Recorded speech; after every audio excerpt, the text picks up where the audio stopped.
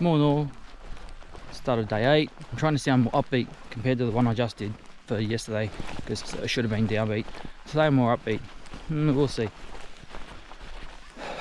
Today's plan is get up the biggest climb of the trail and see how we go from there.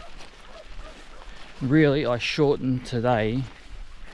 What did I do? Yesterday I did 47, so I was supposed to do 30, so I took 17 off whatever today was. So I believe if I go to the original destination, today's only a 20 day. Now I believe Paddy's River is 10 k's past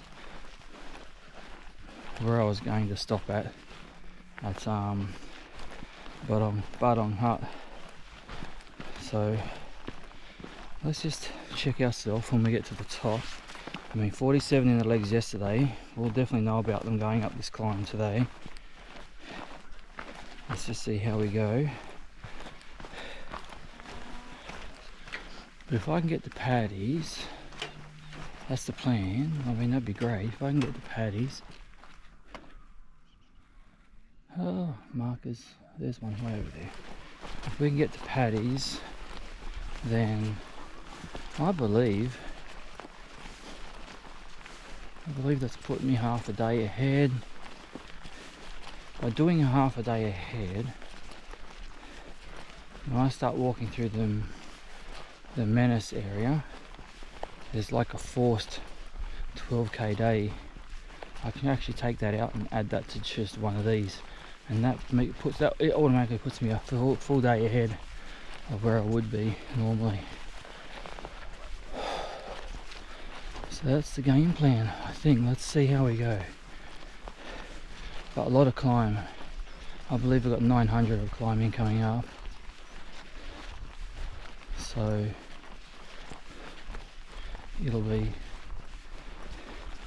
a tough start to the morning. So let's see how we go. Anyway, I'll just give you a gander at what I'm looking at right now.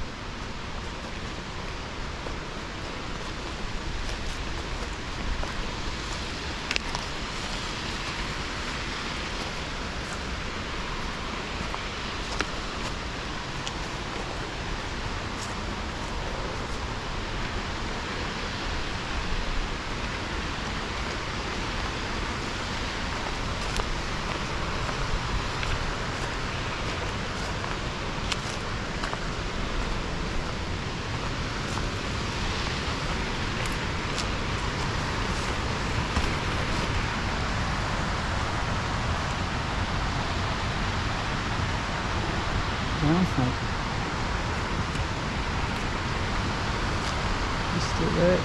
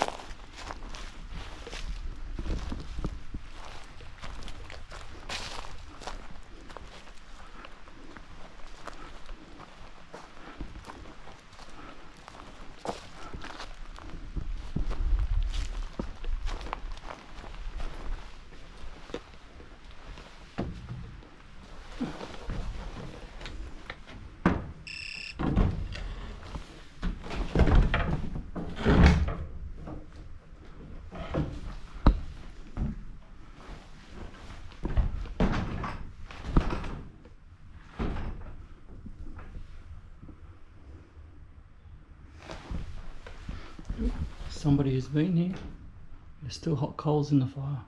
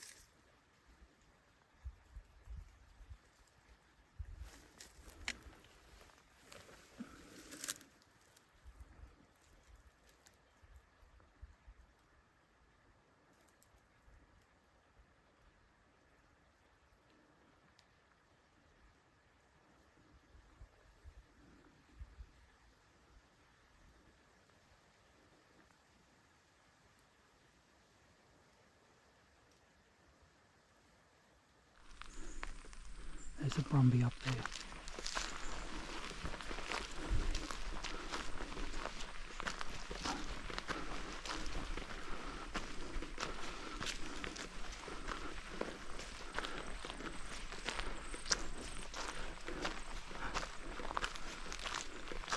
Lots of brumbies up here, in fact.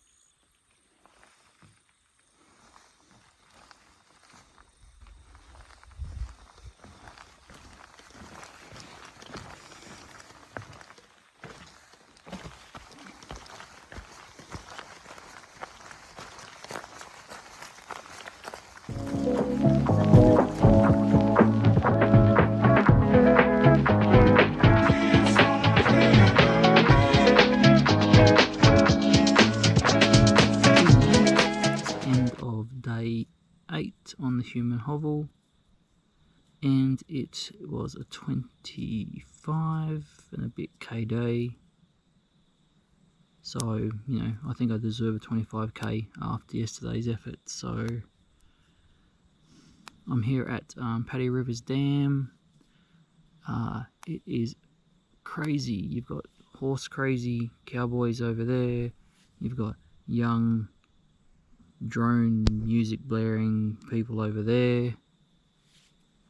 Where the Hume and Hovell comes through, it's a quiet little spot. There's nobody in this area, so I've hunkered in this little area just here, and I'll hope that no one comes along, but there'll be earplugs in tonight for sure, because it's a noisy bunch here. So by doing this, what it's done is it has put me, I believe, half a day ahead. Down after Menace campground, not Menace Lake, but Menace campground. How the campsites worked, I had a 12k day. So I think from here until that site, I'm going to leapfrog the camps that I was going to go to. So I won't stay at Menace now. I'll skip it and I'll go the extra 12k's to the next one. And what that'll do is that automatically will put me a day ahead instantly, because that was only ever a half a day was a full day used, but it was only half day in distance wise, alright, and time. So I would have got, if I'd started normal time, I would have got there, you know, who knows, 10 in the morning, and I what. So by leapfrogging and taking that one on, and being half a day now, I add those together, I get a full day ahead. So this is looking more like a 16-day hike than it was a 17. But what that does give me a day reprieve. If something happens, I get sick, which could happen, and I just cannot bring myself to get up and moving, I can take that day because I will now have it up my sleeve. So that's pretty good. So today I ended up in a farmer's paddock next to a big pond. That's where I woke up this morning, and my tent, everything was soaking wet as if somebody had hosed it from the outside and the inside. So luckily I've got here at about 2:30, so I've dried the ground sheet out. I turned the tent over and dried the bottom out.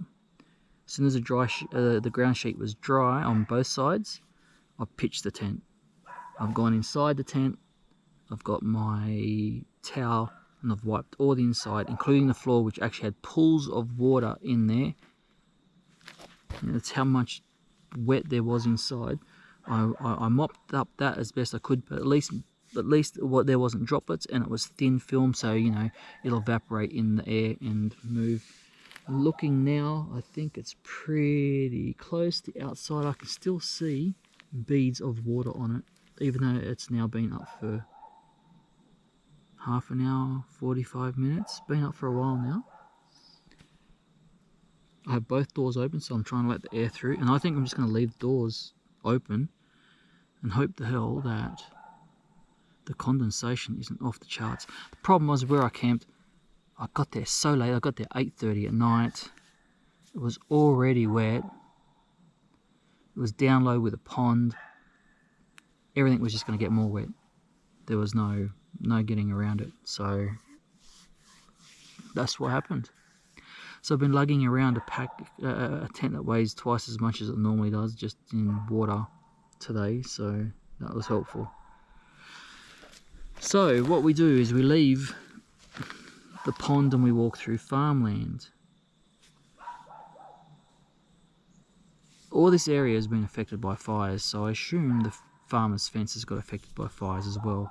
As you walk along, you'll see the copper log styles to go over fence, but there's no fence, they're just there. There's two of those. So you meander up and over hills, and then you do a turn and you've got to go up the hill where you start the climb to go up to Bundog Falls. And there's new fences there, and there's no style.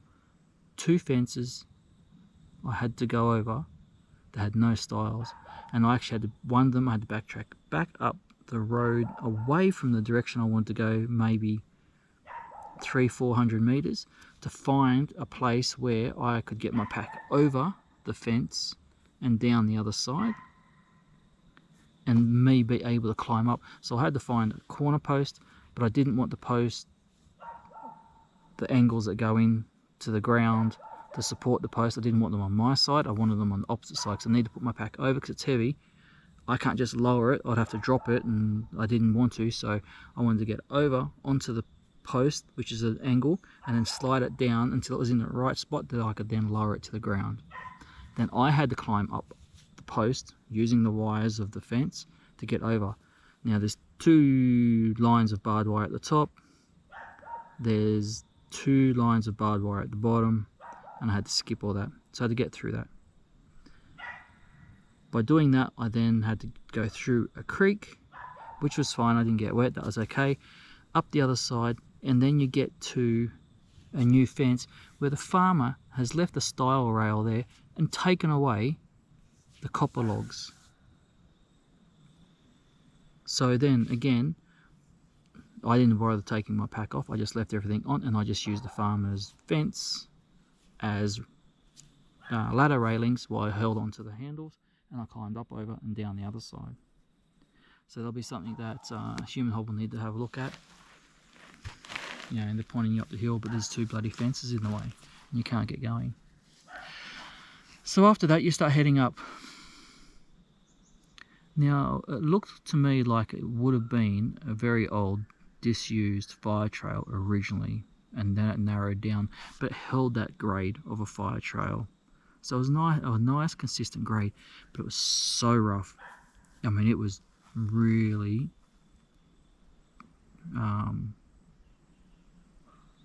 wilderness track almost. There wasn't a track, you couldn't see it. Everything that could grow there was growing there. Everything that could fallen down over it could fall down over it, did. Every stone that existed in the world was placed in there, and it was really slow going. The only thing going for it was the grade, and you just chuffed along. You know, you couldn't get a pace, you couldn't get a rhythm going. You had to watch every step on the way up. So the grade was the only great thing about it. But I gotta say that it was good to have the grade like that for the first fair chunk of it, because then you get to Bundog Creek, you cross over it, and at that point in time, the grade ceases to exist. It points you up, straight up, it says go, and then it is steep all the way to the falls, and then it's steep all the way to above the falls to the campground that they have up there. That is seriously a pretty spot.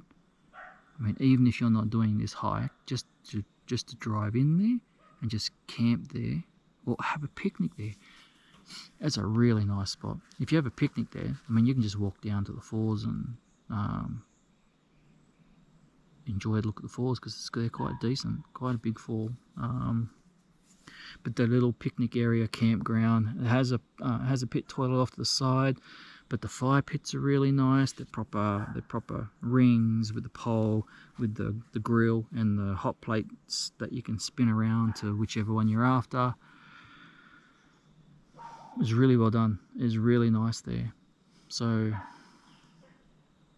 yes, it'd be worth, even it's just a day trip. You know, take yourself the rolls and barbecue chook and, you know, make an excuse. It's good there. So they had done some work either side of where that campground is.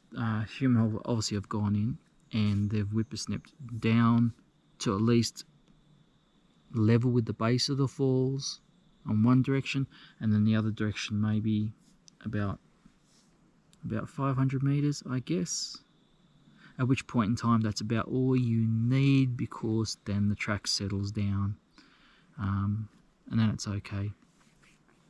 And then from there, you hit some fire trail, and you wander fire trail until you get the Bundog hut. The hut is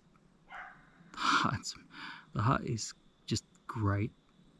It's workable. It's workable. Somebody had been there in the night before, because when I went in there, there was still live embers in the fire. It's the old rock stone chimney with the corrugated iron top to it. All that.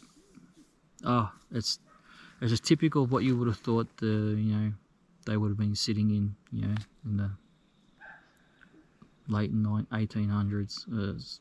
It's a great little thing. It's really smart looking thing. Go inside, it's just graffitied like there's no tomorrow. Don't know why people need to do that, but that's what they have. But inside there's a table. There is a fire place that you can use. It was quite cool up there because it's quite high. You're at about 1,200 meters up, I think, at that point. But it was nice.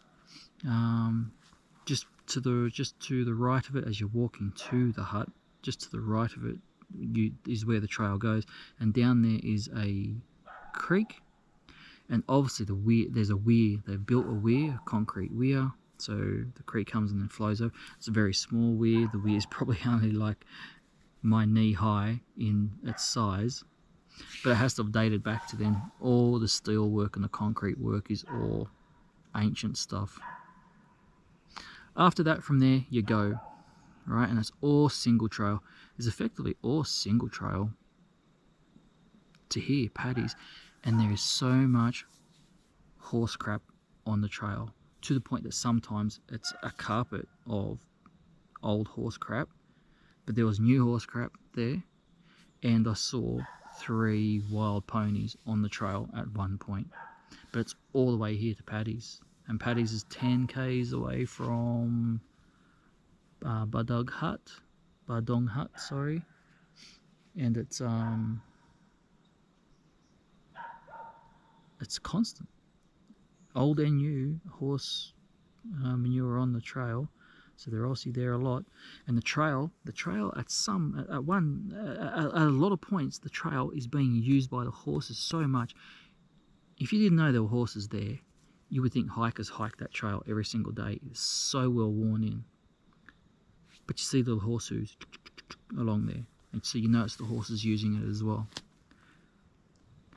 Today I saw 2 brown snakes. One you may see on a video. I'll have to watch this back to see if I caught him. That was when I was coming up past the falls. You know, cliff face, ledge, and he went off the side. But made me balk back a little bit because I didn't realise he moved so fast.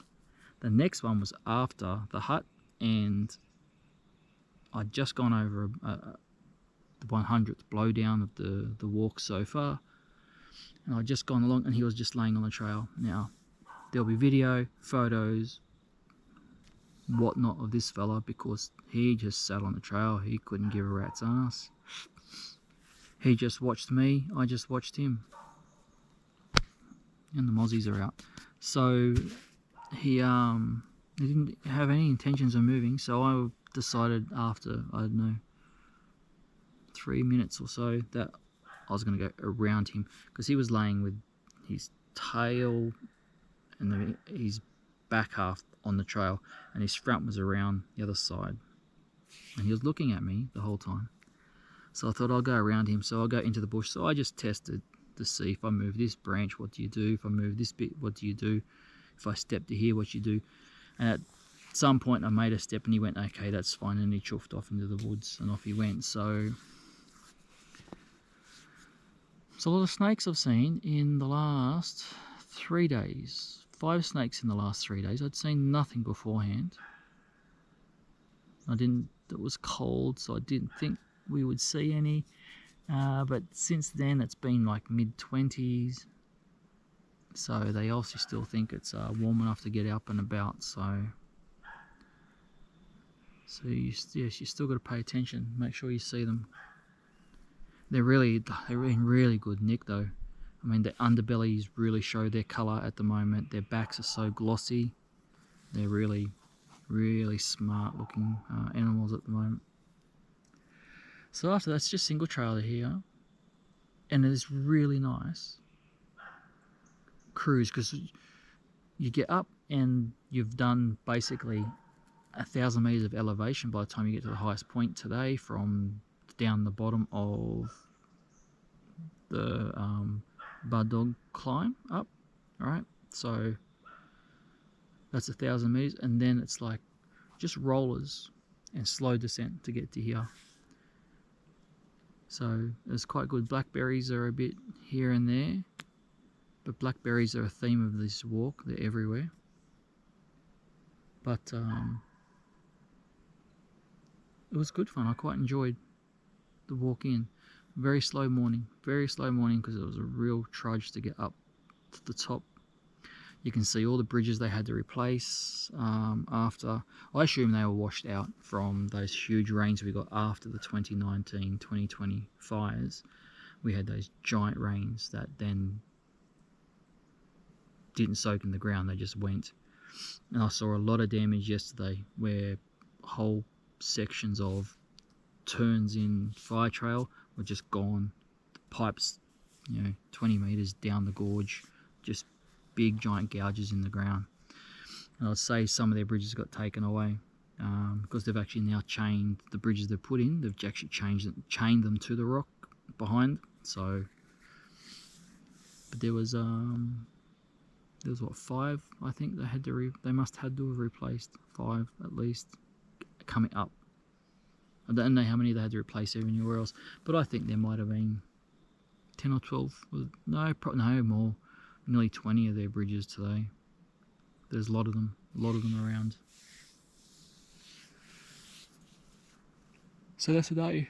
I get here, like I say, 2 o'clock. I'm tired because I didn't sleep well even after the 47 yesterday. I did not sleep well. It's a horrible, horrible sleep. So I'm hoping I'm going to sleep well tonight.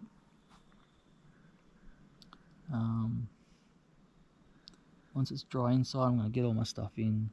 Everything's set. My solar's over there, so my phone will be charged. My battery pack that my phone likes will be charged, so you know it's important. I've got to keep that sucker up and running, and my watch likes that charger as well. It doesn't stop and start on that one, so I've got to keep that one happy. So it runs on the solar the whole day. So those 3 things have been charged on solar. I'll be really close to full, and by now I would think my Mini would be charged up and ready to go for the next 3 days. So I get 3 days. It's because I've been using it to navigate as well. I'm umming and ahhing if I need to use it for navigation now that the phone's back up. I might just drop it back to tracking, and then I might get 4 or 5 days out of a charge. So that's what I might do. Where I am, the water, I've just come across the bridge to access the campgrounds after walking through like a marsh swamp area. The water's right there. It's all of 20 meters away from me, so I can just grab water and away I go. So I think that's about it. I'm just gonna keep things drying out, gonna settle in, get my food going because I am a little bit hungry. I may even start a fire, although firewood was scarce. I don't have that much here, so it might be a short sorry it might be a short and sweet fire I think tonight, but that's all right.